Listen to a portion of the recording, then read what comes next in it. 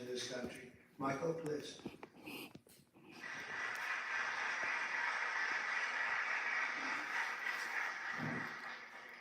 I just want to say thank you, Mr. President, for affording me the opportunity and the high honor of joining you here today and sharing my small business story with you folks and the American people.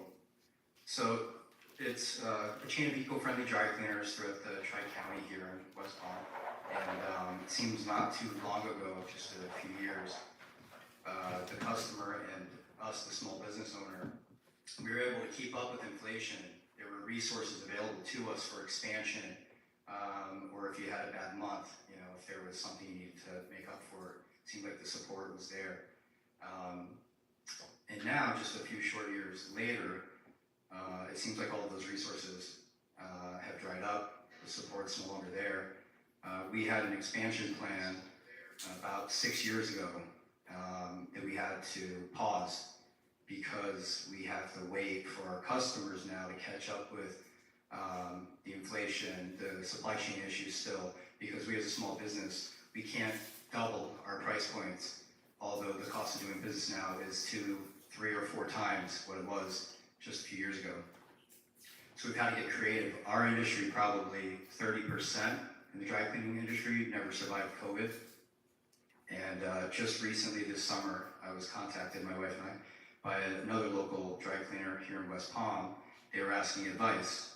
So husband and wife been there for about 35 years. Their lease was up and the landlord was doubling their rent, which would have meant that that's what they've been paying themselves for probably the better part of 20 years. So they had to make a decision. Do they hand the keys back, or do we get creative, work together, pool resources? And so what we did was we figured out the right price point for them, and we did their cleaning for them, at least until we figured it out. And so they were not able to pay their operations. They couldn't keep that going, but they were able to save their business by strategically partnering. And by the end of summer, I think I was contacted by about 12 other local dry cleaners saying, can you guys help us also, because we're going through the same thing. Thank you. And it seems now, so the delta between the reality of what inflation is right now and we have in front of us, the reality of that and the small business owners' capabilities, that delta is too great.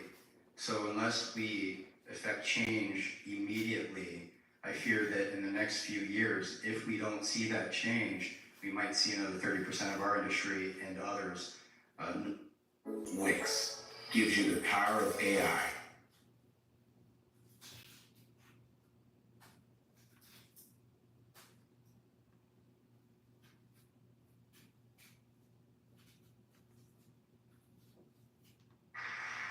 Thank you very much. We really helped a lot of people during the prime time of the China virus. And we helped a lot of people, and we did it intelligently then. When they took over, they just threw money around like it was dirt. And as you know, the recent monster hurricane, Helene, just wiped out so much. If you look at the different states, North Carolina, Georgia, Alabama, South Carolina, Florida, Tennessee, it was just devastating. And the response was the worst since Katrina, but really a lot of people think it was much worse than Katrina. It's still, they haven't shown up. They're not in North Carolina. The people of North Carolina have suffered incredibly, and there's just nobody to help them.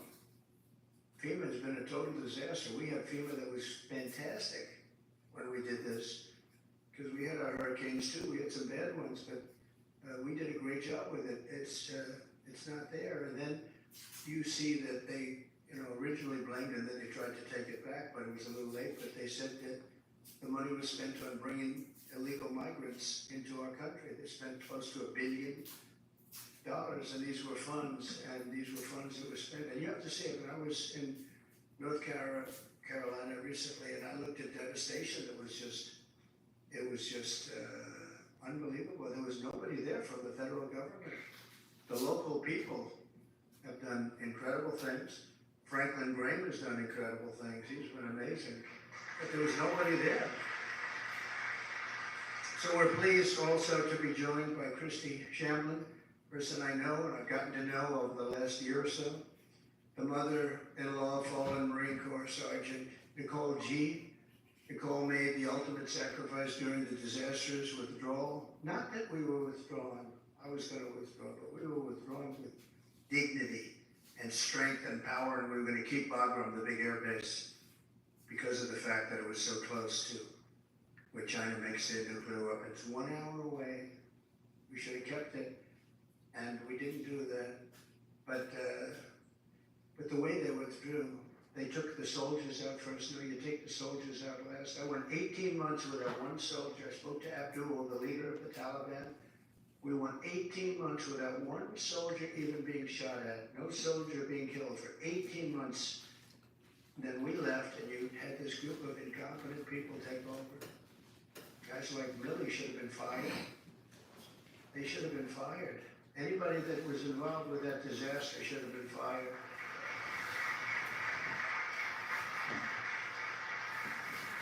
She was one of 13 U.S. service members who lost their lives. Kamala said she was the last person in the room, that Kamala was the last person in the room. She was involved in everything. She takes credit for that. She was involved in everything. That means she was involved in disaster after disaster, because nothing good has happened with this administration, except that our country has gone to almost a third world status. With Biden, when Biden made a decision, she said she was there, although she was there. But the Afghanistan decision was a disaster in so many different ways. And now you take a look at it, they're right back to what they were doing before, except much worse for women. They're worse for women right now than they were even before it started. But Kamala never reached out to the family members of the warriors. And she said she was going to, but she never did. She never called anybody. And Christy, I'd like you to come up and say a few words, please.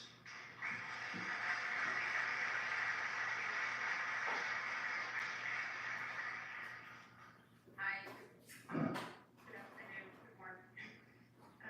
My name is Christy Shamblin, and my daughter-in-law was Sergeant Nicole G. And she was killed in the botched Afghanistan exit at Abbey Gate. She was the cornerstone of a very large family. And instead of planning family gatherings and holiday meals and Christmases and baby showers, our family and thousands of other families plan outings at funeral grave sites, and that is where we as a family celebrate my daughter-in-law at Arlington National Cemetery, because she is in the ground. Her story isn't unique to our family, she's just ours. There are thousands and thousands and thousands of wounded veterans who came home from that war, who need our help and who are ignored by our current administration.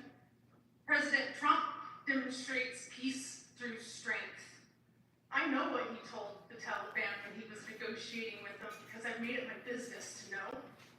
And what he said to them when he was negotiating with the Taliban, he said, "I will kill you if you harm one hair on one head of an Iraqi."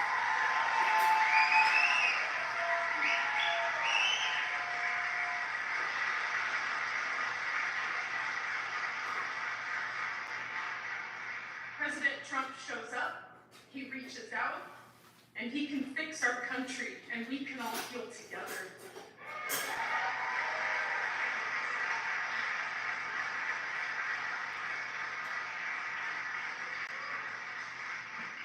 Thank you very much. So sad. So many cases like this. Nobody should have died.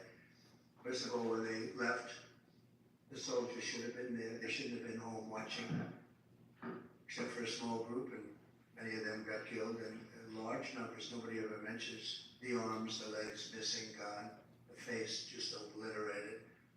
Nobody talks about them. I talk about them all the time. But I want to thank you, Christy, and we'll carry Nicole's memory in our hearts forever. The full consequences of Kamala's 4-year reign are almost too terrible to discuss or contemplate. We're coming to the end of a great campaign. I think we've had a great campaign.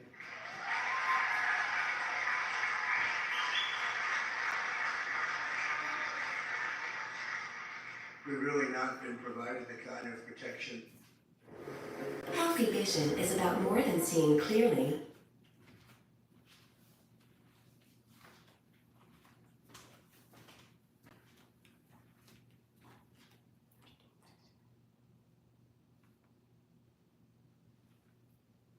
President, but I said we have to do it anyway. When Secret Service would ask for additional people, oftentimes we would be turned down. They were constantly asking for additional people. And I found Secret Service to be very brave. When I was hit and went down, they were right on top of me within seconds. I tell you what, those bullets were flying right over my head. I heard them. And these guys were right, I don't know how they didn't get hit actually, but they were right there. You take a look at the video. One thing we would say, the video is there for people to see, but they were never given the kind of help that they requested because our rallies were massively large and they needed more people, and they were always fighting for more people, and it was never given to them. Now they're being given, I hope, what they need, but that was a constant fight. They'd come to me and they'd say, you guys don't want to give us the people. And yet Biden was covered and they'd have like 2 people show up.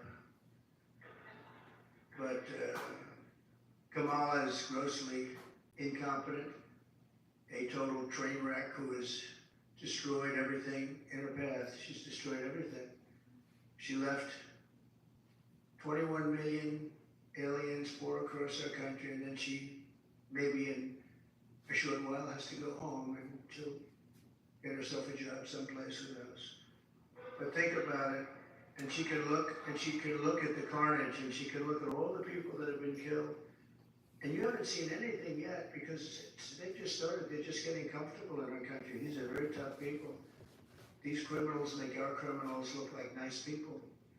And she let the more than 13,000 convicted illegal aliens, nobody would have let these people into our country.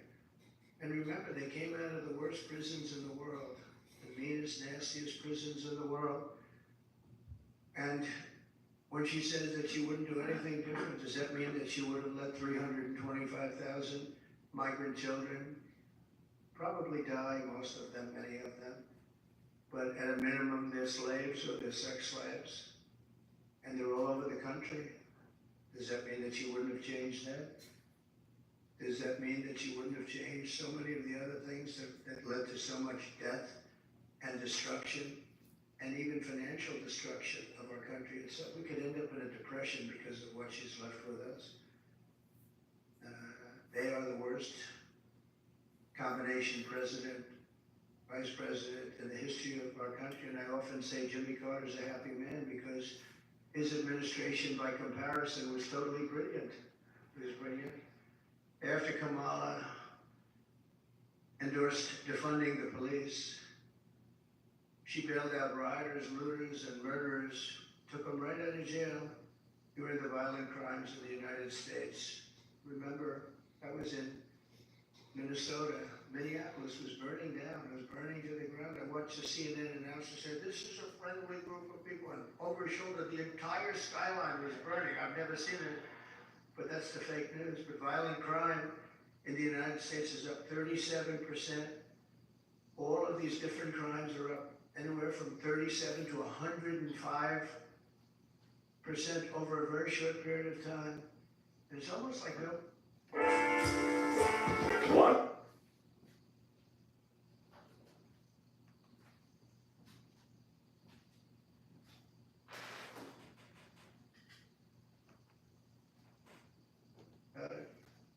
Very simply, Kamala Harris is not fit to be your president. We can't have it happen. We can't have it happen.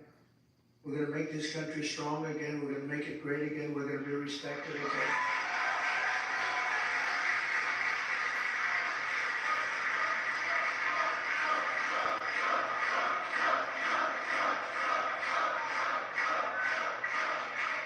Her message has been a message of hate and division. And my message is about saving our economy, securing our border, bringing together the greatest and broadest coalition in American history. There's never been a coalition like this. Everybody's included. And on issue after issue, she broke it. They broke it together. But for purposes of this election, she broke it. Can't let her go. And I'm going to fix it. I'm going to fix it very fast.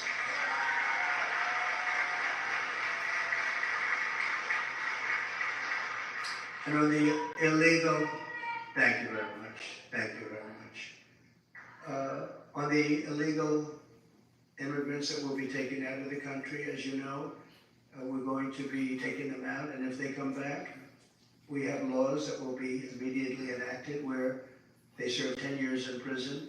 They won't come back. And if that's not long enough, we'll have to do something else. But we don't want them back. They're not going to come back.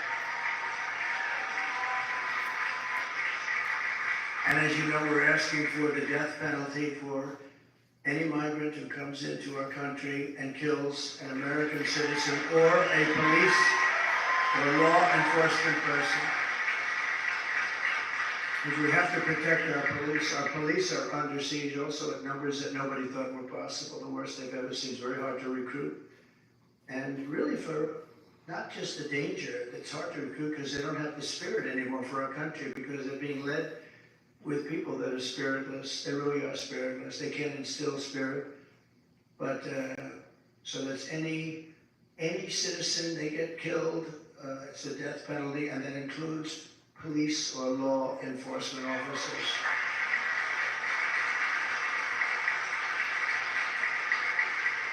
But we're going to revive our economy. We're going to use a system of very fair, very reasonable tariffs. As I said, so powerful. We've never used them. I used them. China paid us hundreds of billions of dollars, and no other president's gotten 10 cents from China. China had a free ride, but so did many other countries. European Union is taking advantage of us. They don't take our product, and yet we take their product all over the place. We take their farming product. We take their cars left and right? BMW, Mercedes-Benz, Volkswagen. Millions and millions, they don't take our cars. I said to Angela Merkel at the time, Angela, how many Chevrolets do we have in Berlin? Why? I don't believe you have any. I said, you're right about that, Angela. Well, we're going to change it. But they don't take our product. We have a deficit with them of over $300 billion. Think of that. And people think of them as friendly, but they're very tough and very fair. I mean, look, they united in order to take advantage of the United States. That's why they united. That's why they formed their coalition. And that was done to take advantage of the United States. So we know how to take advantage of them. We're going to take it back. We're going to take it all back. Those countries, many of those companies will be coming back. They'll be coming back because when they're told that they're going to have to pay a 25% tariff or 50% or 100%, we saved our steel industry when I imposed large tariffs on China steel coming in. They were dumping steel here by millions and millions and millions of yards of steel like nobody's ever seen. Our steel businesses were going out of business. We can't lose our steel industry. If for no other reason, our own security. So we need steel. If we go to war, we're not going to go to war. We're not going to have World War III. But if we ever go to war, you better hope that we have a steel industry where those beautiful tanks and everything else that we need to make won't be made. The planes, the tanks, the whole thing. And I saved it by imposing tariffs. They were dumping it. I think they were dumping it in order to destroy. Every steel plant would have been closed if I didn't do what I did. And we happen to be taking in, billions of dollars. In fact, it's so good that Biden has been trying his best to end it, but he's unable to do it. Too much money. It's been too much money. They're paying a fortune. But I would have had it a lot different. And we'll get along with China. We'll get along with Russia. We'll get along with everybody. We had the fake Russia hoax, which took 2 years. And then they came out with a report that we did absolutely nothing wrong. And that was a stacked deck to the people doing it. They couldn't say there was nothing. We had nothing. They checked millions of phone calls, not one call made to Russia, not one call. It was a terrible thing they did to the country, and actually put us in a lot of danger, to be honest with you. I didn't have somewhat of a relationship with Russia and Putin and all. We had to have it. And by the way, getting along with President Xi and Putin and Kim Jong-un of North Korea. If you remember when I met with Obama, his wife was very nasty to me the other day. Oh, that was not nice. She was very nasty. She said nasty things. I was always very respectful of her, but she got up there, which shows you how nervous they are about what's happening. But she was nasty 2 days ago. She got up and said some bad things she shouldn't have said. They were wrong too. But we're going to turn our country around,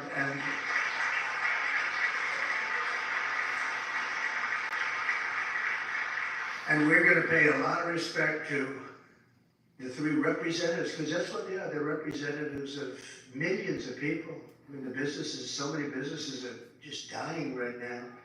There are millions and millions of people. They're representative of, and our wounded and our hurt soldiers. We have to take care of them. They came back from Afghanistan. Boy, nobody talks about it. They just don't talk about it. But I talk about them, and we're going to take care of them. You know, we had the greatest success with the VA, the Veterans Administration. We had a 92% approval rating.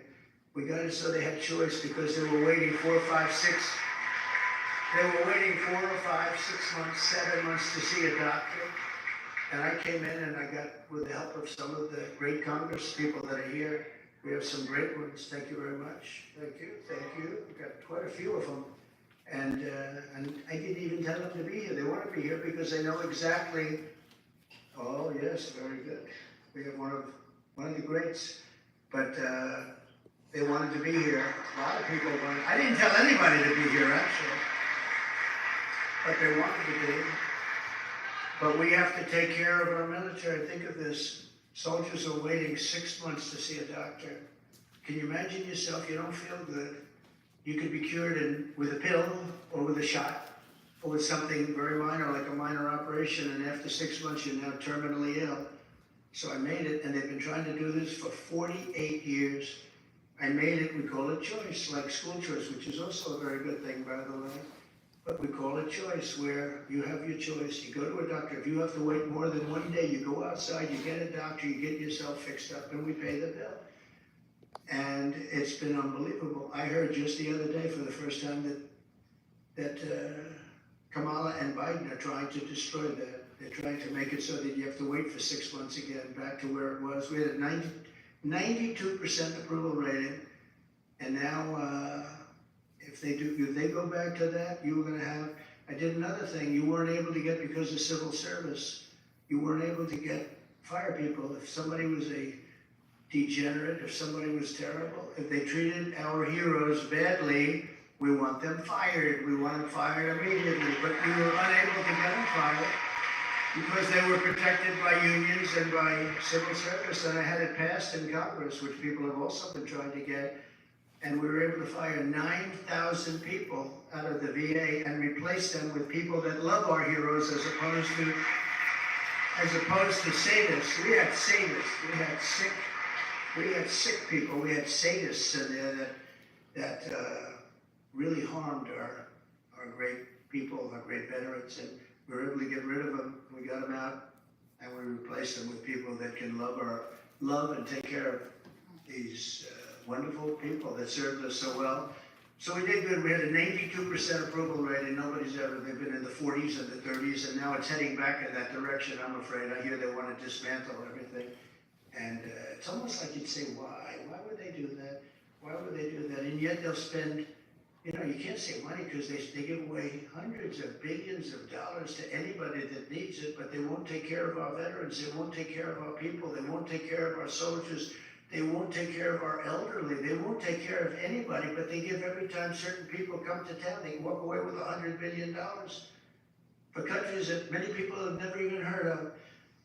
So I just want to tell you, this is a campaign that's been long and hard. I've been on the road or campaigning for 58 straight days. I haven't taken a day off. Traveling.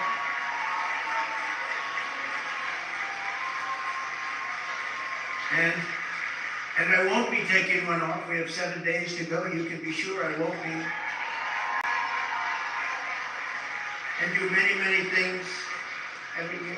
I just want to end by, I've watched their commercials, and they're really fraudulent. They'll say, he doesn't want to frack. I wanted to frack always.